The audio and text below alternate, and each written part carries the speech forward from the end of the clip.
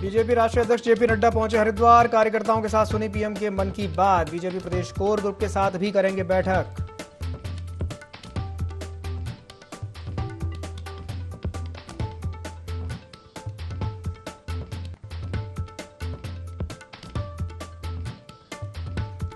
BJP राष्ट्रीय अध्यक्ष JP Nadda के दौरे का कांग्रेस कार्यकर्ताओं ने किया विरोध। विरोध करने आए कार्यकर्ताओं को पुलिस ने किया अरेस्ट। जेपी नड्डा को काले झंडे दिखाने की थी तैयारी।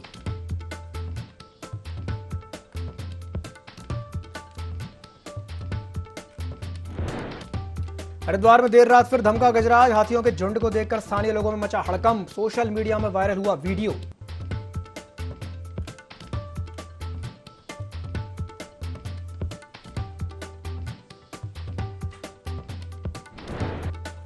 उत्तराखंड में मौसम को लेकर आई अच्छी खबर। प्रदेश में अगले 10 दिन नहीं होगी बारिश। स्थानीय लोगों ने ली राहत की सांस।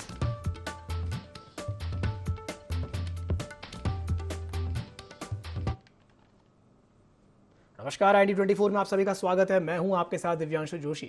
हरिद्वार के देव संस्कृति विश्वविद्यालय में वसुधैव कुटुंबकम कार्यक्रम का आयोजन किया गया, जिसमें बीजेपी अध्यक्ष जेपी नड्डा, सीएम पुष्कर सिंह धामी और बीजेपी प्रदेश प्रभारी दुष्यंत कुमार गौतम मौजूद रहे।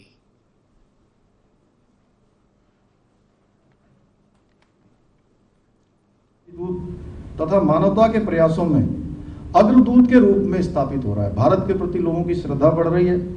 इन तीनों ही बैठकों में मैं आप सबके सामने, चूंकि मुझे कम बोलना था, आदरणीय अध्यक्ष जी को बोलना है और हम सब लोग उन्हीं को सुनने के लिए आए हैं, लेकिन चिन्मय जी ने मुझे कहा कि इतने हजारों छात्र जुड़े हैं, आप थोड़ा जरूर ज़्यादा बात रखें अपनी यहाँ पर।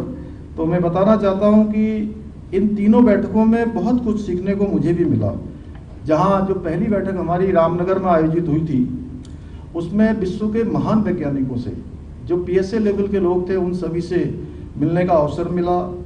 वहीं इंफ्रास्ट्रक्चर वर्किंग ग्रुप की बैठक में अन्य विषयों के अलावा हमने जाना कि किस प्रकार से जापान के अंदर जो भूकंप रोधी भवन बनाने की ऐसी तकनीकी का विकास किया गया है, जो आपदा के समय में जापान के लोगों को मकानों को सुरक्षित रखती है। और यह तकनीकी जहां भारत के लिए, वहीं उत्तराखंड के लिए विशेष रूप से हमारे लिए बहुत ही महत्व रखती है, क्योंकि हमको प्रत्येक वर्ष आपदाओं के रूप में किसी न किसी रूप में आपदाओं का सामना करना पड़ता है। आप सब देख रहे होंगे इस बार भी जिस प्रकार से आपदा में उत्तराखंड के अंदर अनेकों जन हानि हुई है, पशु हानि हुई है, जमीनों का नुकसान हुआ है, किसानों का नुकसान हुआ है। यहीं हरिद्वार में हमारे यहाँ 21,000 हेक्टेयर से भी ज़्यादा कृषि योग्य भूमि, गन्ने की भूमि खराब हो गई है। पुलों का नुकसान हुआ है, सड़कों का नुकसान हुआ है, अनेकों भवन जो है इस आपदा की भेंट चढ़ गए हैं। तो निश्चित रूप से यह तकनीकी हमारे लिए बहुत काम आने वाली है। और इन सब बैठकों में उन सभी वैज्ञानिकों से बात करने के बाद एक नया अनुभव हुआ। मुझे पूरा विश्वास है कि हमारे देश के यशस्वी प्रधानमंत्री आदरणीय मोदी जी के नेतृत्व में जिस प्रकार आज भारत प्रगति के पथ पर आगे बढ़ रहा है, उसी प्रकार से भारत की अध्यक्षता में माननीय प्रधानमंत्री मोदी जी की लीडरशिप में G20 समूह भी जिन उद्देश्यों के लिए बनाया गया, उन महान उद्देश्यों को प्राप्त करने में सफल होगा। मुझे पूरा विश्वास है कि भारत में आयोजित G सम्मेलनों की बैठक में जो अनुभव तथा विचार साझे किए गए हैं, वो समस्त वैश्विक मानवता के कल्याण, विकास और समृद्धि के मार्ग को प्रशस्त करेंगे और वसुधैव कुटुंबकम की भावना को और मजबूत करने का काम इस बैठक के माध्यम से होगा। अंत में मैं हमारे आज के मुख्य अतिथि और हमारे मार्गदर्शक आदरणीय जेपी नड्डा जी का देवभूमि आगमन पर उनका स्वागत करता हूं, अभिनंदन करता हूं तथा देव संस्कृति विश्वविद्यालय परिवार को G20 की इस व्याख्यानमाला को आयोजित करने के लिए उनको साधुवाद देता हूं और अपनी बात को समाप्त करता हूं। धन्यवाद।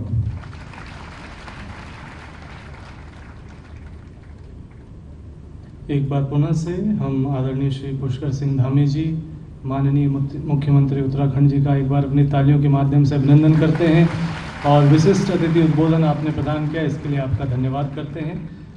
आत्मीय परिजनों, अब वह अवसर है जब वसुधैव कुटुंबकम की थीम पर हम एक ऐसे व्यक्तित्व को सुनने जा रहे हैं जिन्होंने अपनी युवावस्था से ही जन सेवा के सरोकारों से स्वयं को जोड़ा, आध्यात्मिक चिंतन युक्त जिनका जीवन रहा है। और आज वही बात है कि करोड़ों करोड़ लोगों को जोड़ करके, एक पूरी टीम को साथ लेकर के जो राष्ट्रीय स्तर पर अपनी टीम को प्रस्तुत कर रहे हैं, ऐसे आदरणीय श्री जगत प्रकाश नड्डा जी, माननीय राष्ट्रीय अध्यक्ष भारतीय जनता पार्टी, जिनके कुशल नेतृत्व में युग निर्माण योजना की जब पटकथा आध्यात्मिक स्तर पर लिखी जा रही है और भारत जब एक नवोन्मेष के साथ पूरे विश्व के सामने उभर रहा है, तो निश्चित रूप से ये कहीं ना कहीं एक डिवाइन प्लान है और आज वो हमारे बीच है। माननीय राष्ट्रीय अध्यक्ष भारतीय जनता पार्टी आदरणीय श्री जगत प्रकाश नड्डा जी से निवेदन प्रार्थना कि वे कृपया वसुधैव कुटुंबकम विषय पर मुख्य अतिथि उद्बोधन में हम सभी को संबोधित करें और हम सभी अपनी करतल ध्वनियों के माध्यम से पूर्ण उत्साह के साथ उनका अभिनंदन करते हैं, स्वागत करते हैं।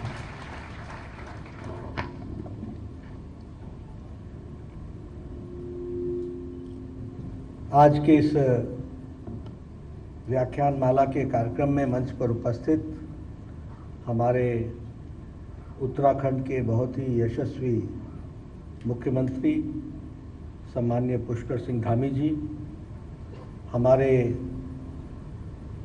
अपने देव संस्कृति विश्वविद्यालय के प्रतिकुलपति, जिनका हम सब लोगों को मार्गदर्शन मिलता रहा है और जिन्होंने हम सब लोगों को प्रेरणा दी है, ऐसे डॉक्टर चिन्मय पांड्या जी, हमारे यहाँ के लोकप्रिय सांसद, पूर्व में मंत्री रहे, पूर्व में मुख्यमंत्री रहे, हमारे वरिष्ठ साथी डॉक्टर निशंक जी, रमेश पोखरियाल निशंक जी, हमारे प्रभारी दुष्यंत गौतम जी, जो पूर्व में राज्यसभा के सदस्य रहे और उत्तराखंड के प्रभारी हैं, हमारे प्रदेश अध्यक्ष महेंद्र भट्ट जी और हमारी सह प्रभारी सांसद उत्तराखंड की रेखा वर्मा जी, सम्मानित मंच और यहाँ उपस्थित हमारे मंत्रीगण, सांसदगण, राज्यसभा के सदस्यगण, विधायकगण और हमारे विश्वविद्यालय के प्राध्यापक, आचार्य, शिक्षकगण और हमारे शिक्षार्थी, विद्यार्थी जो इस हॉल के अंदर भी हैं और दूसरे हॉल में भी वह विराजमान हैं। यह हम सबका सौभाग्य है कि आज देव संस्कृति विश्वविद्यालय के तत्वाधान में जो व्याख्यान माला हो रही है और जिसका थीम है वसुधैव कुटुंबकम, उसमें मुझे भी भाग लेने का सौभाग्य मिला है।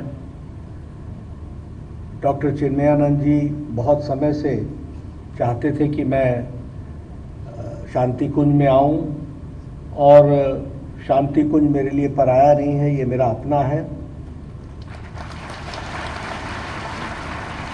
मैं यहाँ आज वक्ता के रूप में ज़रूर आया हूँ, लेकिन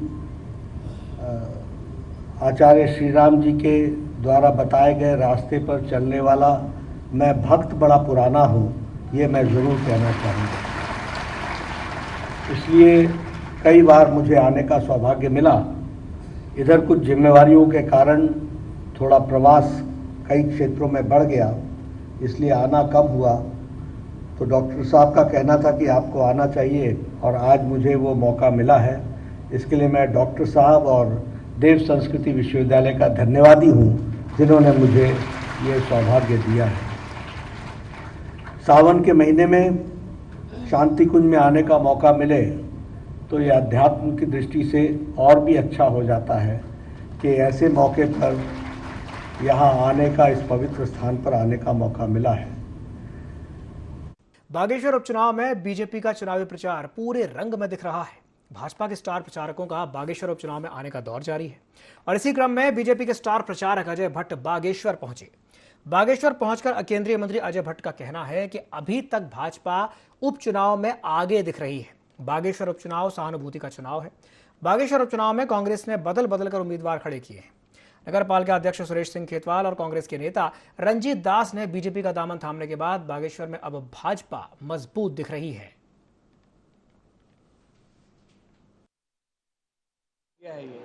इलेक्शन काफी ऊपर उठ गया है, अन्य पार्टियां कहीं तक छू भी नहीं सकती हैं और अन्य पार्टी जो हमारी प्रमुख पार्टी है, जो कांग्रेस है, हमारे सामने खड़ी, तो उसमें साफ जाहिर हो गया है कि बदल बदल के, अदल बदल के, कूद फांद करके वो ला भी रहे हैं। तो तब भी लोग उनको एक्सेप्ट नहीं कर रहे हैं। नगर पालिका के चेयरमैन साहब आपके बगल में बैठे हैं, सुरेश जी, जो कांग्रेस के चुनाव लड़े थे, रंजीत दास, वो हमारे साथ आगे हैं और सारे लोगों ने हाथ उठा के कहा हम पार्वती दास जी के साथ हैं। उधम सिंह नगर के गदरपुर स्थित चक्की मोड़ में मुख्यमंत्री सशक्त बहना योजना उत्सव के तहत स्वयं सहायता समूह की महिलाओं ने निर्मित सामग्री की बिक्री और प्रदर्शनी का आयोजन किया। प्रदर्शनी में महिला स्वयं सहायता समूह ने उत्पादित हाथों से निर्मित वस्तुओं के स्टॉल लगाए हैं। प्रदर्शनी में स्थानीय ग्रामीणों ने लगातार लोग खरीदी करने आ रहे हैं। यहाँ प्रदर्शनी 24 से लेकर के 30 अगस्त तक विभिन्न स्थानों पर की जानी है। आपको बता दें कि रक्षाबंधन से पहले मुख्यमंत्री पुष्कर सिंह धामी ने महिला समूहों को मुख्यमंत्री सशक्त बहन उत्सव योजना के रूप में तोहफा दिया है। इस योजना के माध्यम से प्रदेश में कार्यरत तमाम महिला समूहों ने निर्मित उत्पादों को बाजार उपलब्ध कराने की योजना है। आज बहुत खुशी है जो आज हमारी बहनों को यहाँ पे एक बाजार मिल गई, क्योंकि हमारे पास कोई बाजार नहीं था। पहले हम लोग बहुत परेशान होते थे कि अपना स्टॉल हम कहाँ पर लगाएं, और हमारे पास कोई जगह नहीं थी। लेकिन ऐसे थोड़ा थोड़ा करके हम स्टॉल लगाते थे, थोड़ी थोड़ी देर के लिए, चलो कहीं से आ जाते। लेकिन आज हमें इतनी खुशी हो रही है, हमारी सारी बहनें आज बहुत खुश हैं। इनको एक बाजार मिल गया है। व्यापार मंडल वालों ने और हमारे ब्लॉक वालों ने और सब ने मिल के हमारे लिए ये जो जगह निश्चित की है, इसके लिए हम बहुत उनका धन्यवाद करते हैं। हमारे प्रदेश के मुख्यमंत्री जी ने हमें ये बहुत बड़ा उत्सव प्रदान करा है, राखी के उत्सव पे महिला सशक्त योजना करके। इसमें हमारी सारी महिलाओं को रोजगार मिला है और सारी महिलाओं ने अपनी मेहनत करी है इसमें, और राखियां लगाई जा रही हैं, बड़ियां लगाई जा रही हैं, अचार लगाए जा रहे हैं।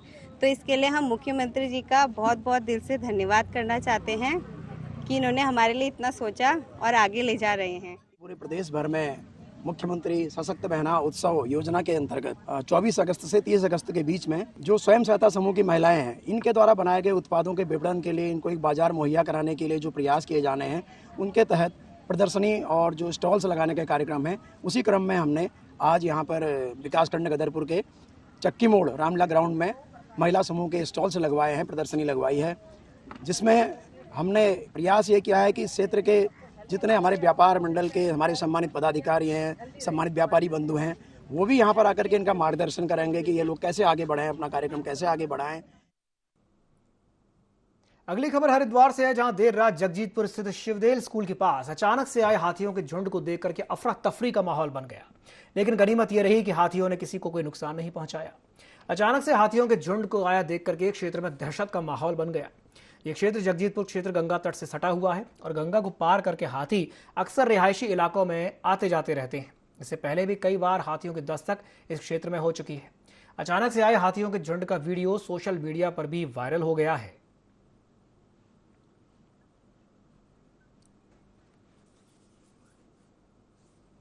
हरिद्वार के सिडकुल थाना क्षेत्र के ग्राम रावली महदूद में एक युवक ने दूसरे युवक पर गोलियां चला दी। गोली लगने से दूसरा युवक घायल हो गया है। इससे इलाके में हड़कंप मच गया। तो वहीं सूचना मिलने पर पुलिस मौके पर पहुंची और घायल युवक को जिला अस्पताल में भर्ती कराया और आरोपी की तलाश में जुट गई है।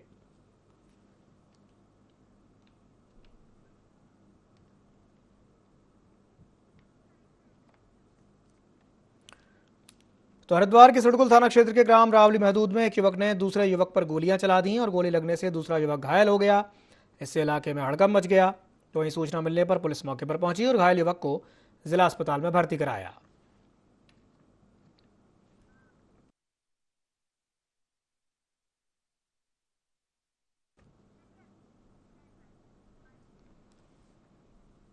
देहरादून में डेंगू के बढ़ते मामलों को देखते हुए जिला स्वास्थ्य विभाग एक्टिव मोड में आ गया है। दरअसल राजधानी देहरादून में 20 नए मरीजों में डेंगू की पुष्टि हुई है। तो वहीं करीब 7081 जगहों पर लार्वा मिला है। देहरादून सीएमओ डॉक्टर संजय जैन ने बताया कि डेंगू के मरीजों के लिए अस्पतालों में बेड और दवाइयों के पर्याप्त इंतजाम किए गए। साथ ही साथ उन्होंने ये भी कहा कि रोजाना रिपोर्ट के मुताबिक देहरादून के मुख्य इलाके जैसे आईएसबीटी, अजबपुर, धर्मपुर, रीठा मंडी और पटेल नगर में डेंगू के ज्यादा मरीज पाए जा रहे हैं। इसे देखते हुए सघन अभियान चलाया जा रहा है, जिससे डेंगू को बढ़ने से रोका जा सके। विभाग इसमें पूरी तरह से सतर्क है। इस समय डेंगू और डेंगू से मिलते जुलते लक्षणों वाले काफ़ी मरीज आ रहे हैं, क्योंकि इस समय वायरल का और डेंगू के जितने भी सिम्टम है करीब करीब एक से सिम्टम रहते हैं। तो ये देखने में आ रहा है कि वायरल के मरीज काफ़ी ज़्यादा संख्या में आ रहे हैं, जिसमें डेंगू टेस्ट कराया जा रहा है तो अधिकतर मरीजों में वो निगेटिव आ रहा है। जो डेंगू पॉजिटिव केस आ रहे हैं उनके लिए हमारे अस्पतालों में पर्याप्त बेड और पर्याप्त दवाइयाँ हमने व्यवस्था की हुई है। हरिद्वार वन प्रभाग कार्यालय में आपस में मारपीट का एक मामला सामने आया है, जिसका वीडियो भी सोशल मीडिया पर वायरल हो गया है। वीडियो प्रभागीय वनाधिकारी हरिद्वार वन प्रभाग कार्यालय का बताया जा रहा है, जहां पर हरिद्वार डीएफओ कार्यालय में वनकर्मी के साथ मारपीट का वीडियो चर्चा का विषय बन गया। जानकारी के अनुसार प्रभागीय वनाधिकारी कार्यालय में वनकर्मी शराब पीते हैं और उसके बाद आपस में ही झगड़ा कर लेते हैं।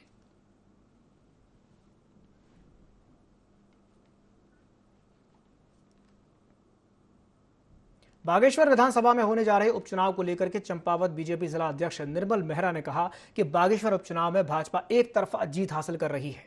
भाजपा का किसी भी पार्टी से कोई मुकाबला नहीं है। विरोधी प्रत्याशियों की जमानत तक नहीं बचेगी। मेहरा ने यह भी कहा कि बागेश्वर की जनता बीजेपी के पक्ष में मतदान करने जा रही है। साथ ही साथ कहा कि पूर्व दिवंगत मंत्री चंदन रामदास के द्वारा बागेश्वर विधानसभा क्षेत्र में कई जनहित के कार्य किए गए थे। जनता का विश्वास मुख्यमंत्री पुष्कर सिंह धामी पर है। जनता बीजेपी प्रत्याशी के साथ खड़ी है। बहुत बड़ी जीत वहां हासिल करेगी, क्योंकि जो आदरणीय स्वर्गीय चंदन रामदास जी थे, वास्तव में वो पूरे उस विधानसभा क्या इस प्रदेश के जनप्रिय नेता थे। वो मंत्री रहते हुए भी और इस जिले में, चूंकि मैं चंपावत जिले का जिलाध्यक्ष हूँ, इस जिले में भी वो चुनाव के समय में प्रभारी मंत्री के रूप में आए और लगभग हर कार्यकर्ता से उनका दिल का जुड़ाव हो गया। जिस दिन ये घटना हम लोगों ने सुनी कि उनका देहांत हुआ, तो यहाँ का हर कार्यकर्ता बिल्कुल उनकी आंखों में आंसू थे। और जो उनकी पत्नी हमारी जो माता जी हैं, उनको जो टिकट दिया गया है बड़े सोच समझ के दिया गया है। पूरे बागेश्वर की जनता उनको अपने सराखों पर बैठाएगी और बहुत बड़ी जीत हम लोग उस विधानसभा में हासिल। लोहाघाट में पुलिस मादक पदार्थों के खिलाफ ऑपरेशन क्रैकडाउन चला रही है, जिसके तहत पंचेश्वर कोतवाली पुलिस ने खतेड़ा गांव में भांग की खेती को नष्ट किया। आपको बता दें कि लोहाघाट क्षेत्र में ग्रामीण भांग की खेती ज्यादा करते हैं और इसके खिलाफ पुलिस अभियान भी चला रही है।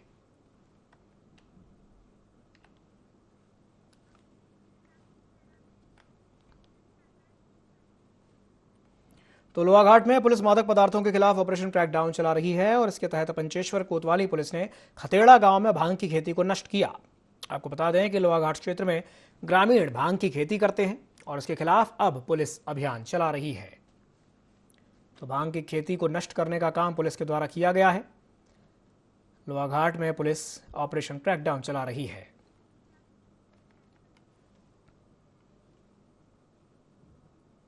उत्तराखंड में डेंगू के बढ़ते मामलों को लेकर के सियासत शुरू हो गई है। कांग्रेस के प्रदेश उपाध्यक्ष मथुरा दत्त जोशी का कहना है कि प्रदेश में डेंगू के मरीजों की संख्या बढ़ती ही जा रही है, लेकिन सरकार का इस तरफ कोई ध्यान नहीं है।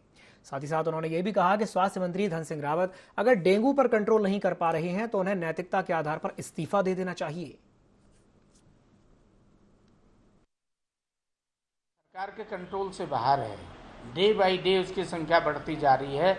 सरकार की कोई व्यवस्था नहीं है। पहले से कहीं सरकार ने व्यवस्था नहीं की। पर्वतीय क्षेत्रों में भी, मैदानी क्षेत्रों में भी हो रहा। देहरादून की हालत आप देख लें, राजधानी का अस्पताल है, दून अस्पताल की क्या हालत है आपके सामने है। इससे बड़ा दुर्भाग्य मैं समझता हूँ इस प्रदेश का कुछ नहीं हो सकता है।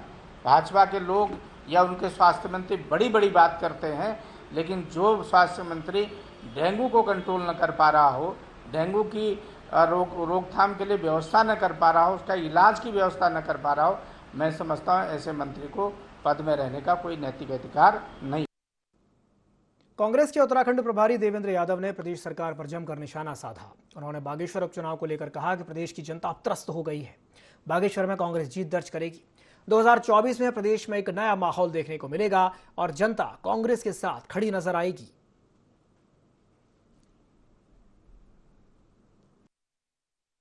उपचुनाव आया है, निश्चित ही हम एक अच्छा रिजल्ट देख रहे हैं। और मैं इससे पहले भी मैंने कहा कि आज उत्तराखंड में लोकतंत्र की हत्या की जा रही है और हमें पूरी उम्मीद है लोग हमारे कांग्रेस की विचारधारा जो हमेशा लोगों को साथ लेकर चलने में है, जो लोगों की समस्याओं के समाधान में है, और इसी वजह से हमें पूरी उम्मीद है कि जो हमारा बागेश्वर उपचुनाव रहेगा उसमें हमारा बहुत रिजल्ट जो है वो सुखद। उधम सिंह नगर के जसपुर कोतवाली इलाके में पुलिस ने चंडीगढ़ मार्ग की 94 पेटी अवैध अंग्रेजी शराब जब्त की है और तस्कर को भी गिरफ्तार किया। दरअसल पुलिस को मुखबिर से सूचना मिली थी कि जसपुर तिराहे से एक पिकअप वाहन में कई पेटियां अवैध शराब की तस्करी की जा रही है। जिस पर कार्रवाई करते हुए पुलिस ने आरोपी को गिरफ्तार कर लिया और आगे की जांच में जुटी हुई है।